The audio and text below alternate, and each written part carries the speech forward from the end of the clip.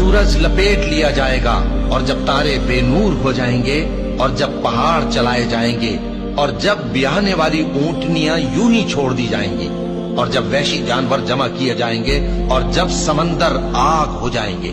और जब रूहें जिस्मों से मिला दी जाएंगी और जब उस बच्ची से जो जिंदा दफना दी गई हो पूछा जाएगा कि वो किस गुनाह के सबब कत्ल कर दी गई और जब आमाल के दफ्तर खोले जाएंगे और जब आसमान की खाल खींच ली जाएगी और जब दोज़ख की आग भड़काई जाएगी और जब बहिश्त करीब लाई जाएगी,